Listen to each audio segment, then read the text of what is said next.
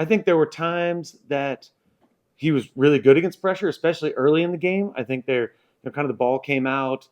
Uh, and I thought he saw it well. Like on the last play, he knew he was hot. You know what I mean? He knew he was hot. They brought a great blitz from the field. He knew all those things, so he saw it well. So I didn't see panicky, and it's just a physical error compounded by a little bit of a mental error of not throwing it away.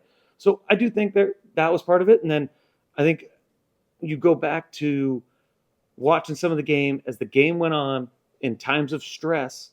All positions on our team went back to a little bit of some old habits. You know what I mean? You kind of saw, and that's across the board, whether it was some of the receivers in their routes, some of the linemen in their pass sets, quarterback drifting into pressure a little bit, kind of, getting his feet off kilter. So I thought it was kind of group wide a little bit at the end. A lot of problems compounded each other, not just Will.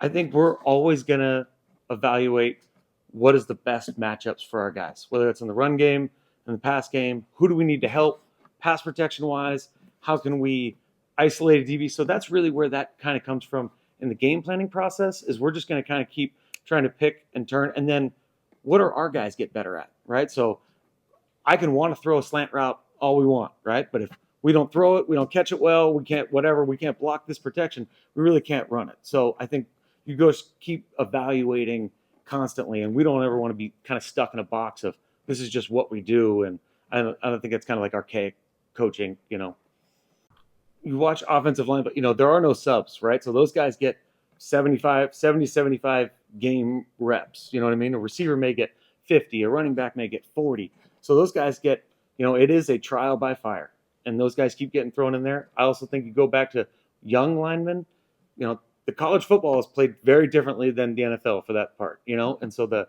physicality and the speed of these grown men, it's a lot different. So it does take time.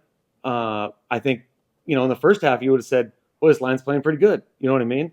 And then they get behind, we get the sack fumble, we get a couple pressures at the end, and now it's kind of feels like it snowballs on you. But I think if you look at the performance as a whole, you would say there were a lot of positives too. So you kind of keep building on positives and then working through the negatives and try to eliminate those mistakes. In your experience in games when things are going well for the offensive line and then you hit some kind of roadblock like that, what's usually the thing to blame? Is it a specific guy not doing his job? Is it a communication issue? Is it that fatigue from playing so often?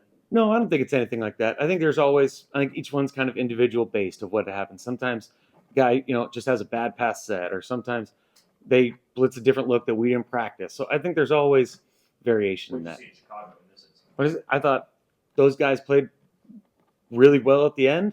I thought they kind of got on some of our edges. So I think we had some set issues. I think there was one pass. So again, I thought there was a little bit of everything, and they kind of hit some things right. And there's some things that we missed that we thought we would, hit in the head, and we just didn't. So.